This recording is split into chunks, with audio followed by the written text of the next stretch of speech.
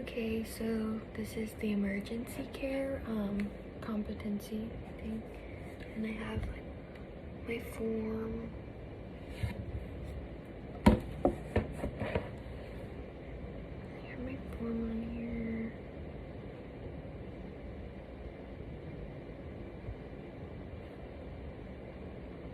So the first one, sorry, I can't read it. The first one is describe the location of the following equipment or supplies. So the professional emergency medical kit in our clinic, it's next to the teacher station. The eye wash station, there's one in sterilization, there's one in the dark room, and there's one in the materials lab. The fire blanket, we don't have a fire blanket in our clinic. The fire extinguisher, there's one by the patient exit, there's one in sterile, and there's one in the materials lab. The oxygen tank is as soon as you walk in the clinic, past sterilization to your right in front of Op 1. And then the student emergency kit is in the medical cart next to the teacher station. 5 ways the clinician can prevent a medical emergency, or 2, name 5 ways the clinician can prevent a medical emergency or recognize a medical emergency in the early stages.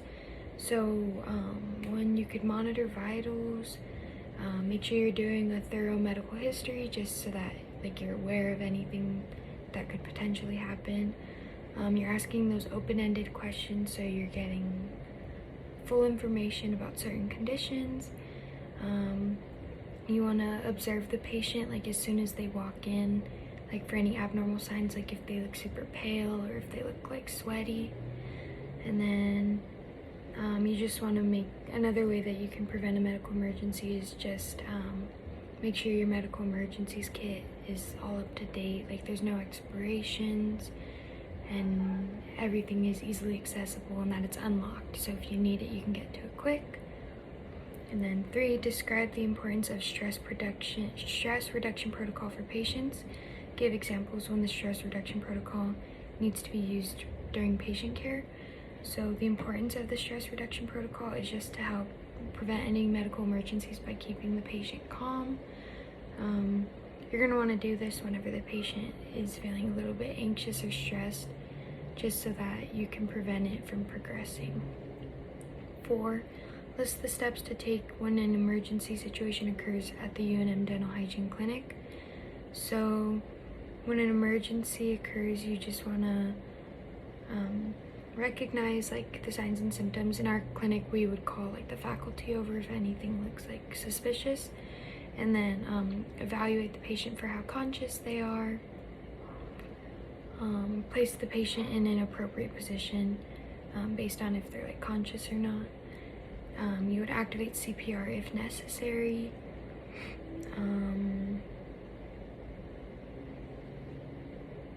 And then just follow the protocol for whatever emergencies going on, and then you would refer the patient to their primary care provider just so they can get it figured out. 5, explain the steps of CPR for infants, children, and adults.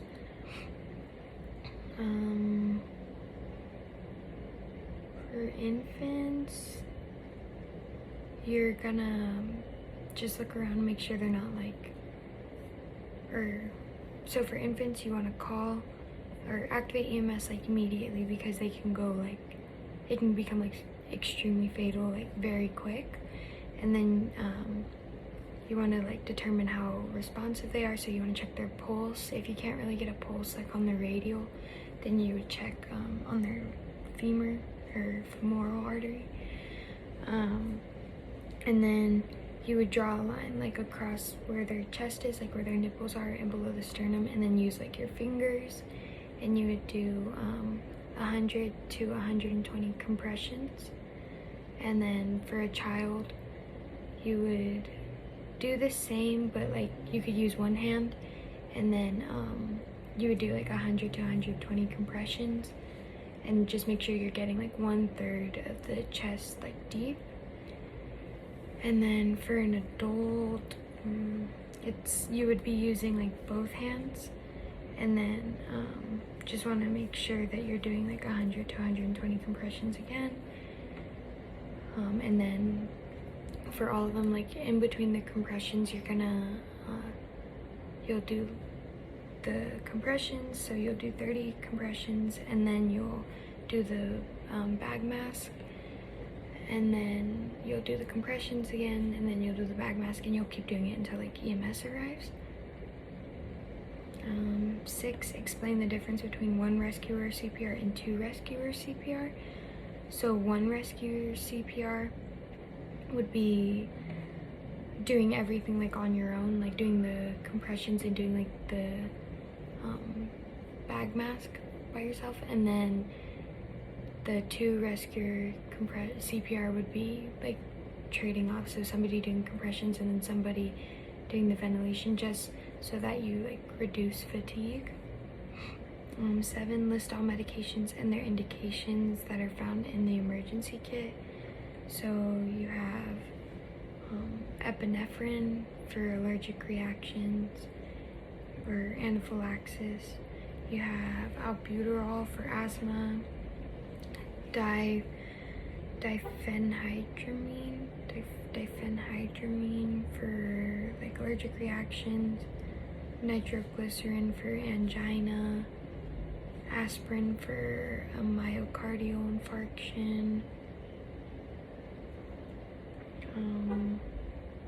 nitrite for angina pectoris,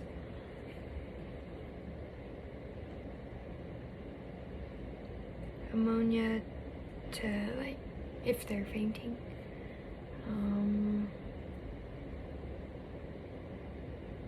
then you have like glucagon if they're unconscious hypoglycemics, corticosteroids for anaphylactic reactions, and then benzodiazepines is for seizures. Which one am I on? Oh. 8. How often do the vital signs need to be recorded during an emergency situation? So they should be recorded every 5 minutes, and this is important just so that you're ensuring if they're getting like better or worse. 9, recognition of airway obstruction. Describe the signs and symptoms of partial obstruction and complete obstruction. So partial obstruction, they're gonna be coughing, so like their throat's not fully closed, so they'll be coughing, they may be turning like a little bit blue, they'll do like the thing where they're like the sign where it looks like they're choking, and then complete obstruction, they would also do like the hands on throat, but they wouldn't be able to talk or cough because like their throat's fully closed or fully blocked. 10, explain when to use the Heimlich maneuver and describe the technique. So you would use it whenever there is like an obstruction in the throat. So you would put your index finger on the belly button and then like wrap your hand over the other hand and then like thrust up and in to try to remove the obstruction. Identify the oral pre-medication regimen for adults and children for patients allergic and non-allergic to penicillin. So the standard, when they're not allergic, for adults you're going to give them 2 grams, and then for children it's going to be 50 milligrams like per kilogram. And then if they are allergic, then you're going to give them clindamycin, 600 milligrams or 200 milligrams if you're a child. Name the signs and symptoms of respiratory failure. So name the signs and 12, name the signs and symptoms of respiratory failure. Explain medical emergency procedures that need to be performed. So with respiratory failure, they're gonna have difficulty breathing or shortness of breath. They may be coughing, wheezing, they may have like a blue tint to their skin. And then for management, you just want to activate EMS and administer oxygen. 13, name the signs and symptoms of hyperventilation. Explain the medical emergency that needs to, or explain medical emergency procedures that need to be performed. So for the signs and symptoms of hyperventilation, there's gonna be like lightheadedness, dizziness, impaired vision. You're gonna manage this by putting the patient like in the position of their choice and try to like reassure them, try to calm them down, work to control their like breath with them. If they're wearing like something really tight around the neck, you're gonna remove that. Okay, and then 14, name the signs and symptoms of syncope. So they're gonna have like some loss of color, they'll feel faint, they may feel nauseous. Whenever they're feeling this, you want to stop treatment. Remove like anything that's in their mouth. I'm getting a phone call. Sorry.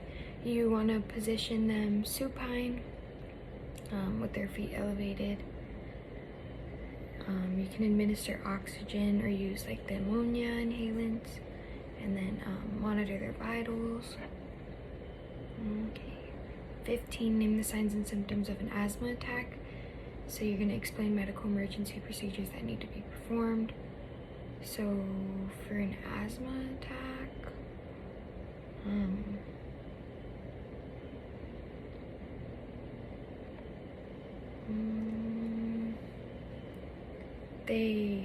they're having like difficulty breathing, and it can be like stress induced, it could be exercise induced.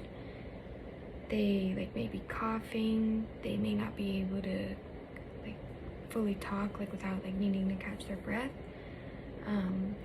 Whenever you're treating this, you just want to maintain their airway, make sure nothing's blocking it, monitor their vitals, loosen any tight clothing, and then administer or activate EMS if the condition doesn't improve. And then you can also give them the albuterol inhaler. And then 16, name the signs and symptoms of heart failure or cardiac arrest. Explain medical emergency procedures that need to be performed for each condition. So for heart failure, you'll have like some edema, some fatigue. If it's like the left heart, it'll be like more at night. They may have like cold sweats. The right side would be like pitting in like the lower extremities, and enlargement of like the veins. To manage it, you just want to monitor their vitals, and then activate EMS if necessary, and then just postpone dental treatment until it's taken care of. 17, sorry, I have my window open too, but 17, name the signs and symptoms of a stroke or heart attack. So with a stroke, you're gonna have some like face drooping. You'll have like the arm weakness where like they can't raise up like one arm. They may have like some difficulty talking. And then to manage it, you want to call 911 right away. Place them like semi-supine, and then just monitor their vitals until EMS arrives. 18, name the signs and symptoms of angina pectoris.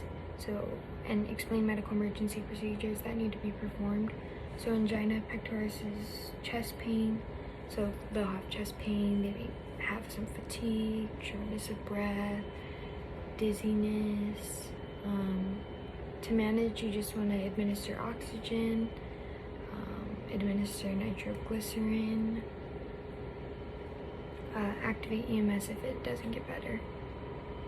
And then 19, name the signs and symptoms of hyperglycemia, diabetic coma, and hypoglycemia, insulin shock. Know the difference between the two and explain the medical emergency procedures that need to be performed for each. So hyperglycemia is like a diabetic coma. So they may have like those Kussmaul respirations. Their skin may be warm or dry. They may be fatigued. They may have some muscle weakness.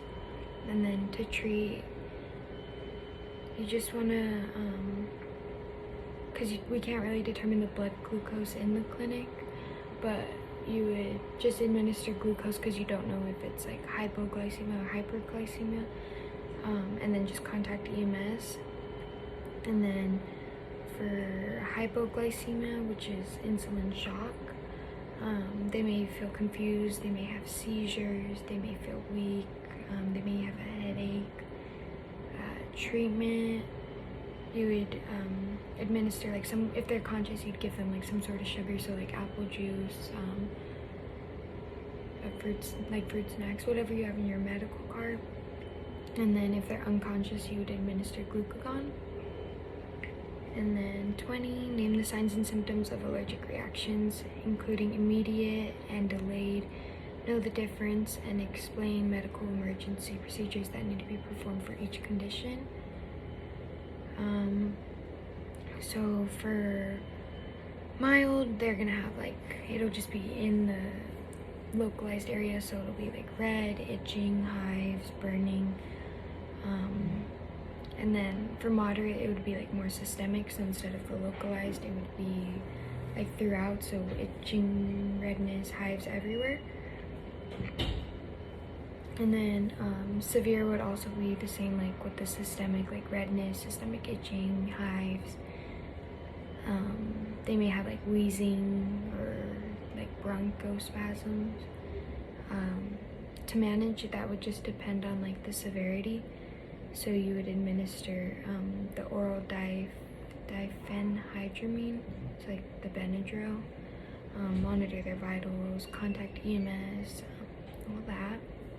And then 21, name signs and symptoms of seizures, explain medical emergency procedures that need to be performed. So name the signs and symptoms of seizures, explain that. So the signs and symptoms of seizures, they may have like a flashing light or like hallucinations. They may experience like vertigo or like nausea, and then you would give them benzodiazepines to treat that. 22, name the signs and symptoms of local anesthesia reactions. This includes allergic reaction, toxic overdose, and psychogenic. Explain medical emergency procedures that need to be performed for each condition. So allergic reactions, they don't really happen that often, but it would be similar to like the allergic reactions I like explained, like the mild, moderate, and severe. And then toxic overdose, they would have like elevated like vitals, elevated blood pressure, elevated heart rate. They may feel like fearful or anxious, and then to manage, you just for psychogenic, it'll be kind of similar. So they may have like hyperventilation, they may vomit, and again, like their heart rate and their blood pressure will be increased. To manage the reactions, you would like stop the procedure, you wouldn't continue, place your patient upright, like activate EMS if necessary, and then just allow your patient to kind of like recover, and then you can dismiss them. 23, name the signs and symptoms of hemorrhage or a hematoma. Explain medical emergency procedures that need to be performed. So hematoma, that's just like blood trapped underneath the skin. So like I guess a blood blister is what I call them. This can be like from trauma. You can get them like from local anesthesia injections. To manage, you just want to apply like firm pressure with the gauze, like make sure the bleeding stops, and then make sure it's not like expanding, and then apply ice. 24, name the signs and symptoms of foreign body in the eye, explain medical emergency procedures that need to be performed. So whenever there's like something in the eye, it's they may feel like burning, itching, they may have like double vision, they may like tear up a little bit more. Explain medical emergency procedures that need. So to manage it, you don't want them to rub their eye out. You would have them just like wash their eye out in the eye wash station just to remove like all the foreign bodies. You would use like this like saline or water in the eye wash. 25, name the signs and symptoms of epistaxis. I don't know how to say that word, sorry. Explain medical emergency procedures that need to be performed. So, name the signs and symptoms of epistaxis. Okay, so it's, you may have like some nose bleeding, which can like go into the, like, it can drain back like into like the oral cavity. And then you would just try to stop the bleeding. If it doesn't stop, you would contact EMS because they may have to like burn the nose to like cauterize it, I guess. And then discuss, it says 27, but I think it skipped a question, but 27, discuss importance of documentation in the patient record. So you really want to make sure that you're documenting accurately. One, for like legal reasons, so if like anything were to happen and like a patient were to try to sue you, you have it documented in your note, like everything that you did. Like for local anesthesia, for example, like they're saying that you administered too much or something. In your note, you have it documented, like the amount you administered, how they felt like upon dismissal, like all of that. And then you would also just want to have thorough documentation. That way you have like any adverse reactions noted, you have any like past medical conditions noted, or it'll also help you to determine like if this patient is at increased risk for a different kind of medical emergency. Yeah, that's about it. Thank you.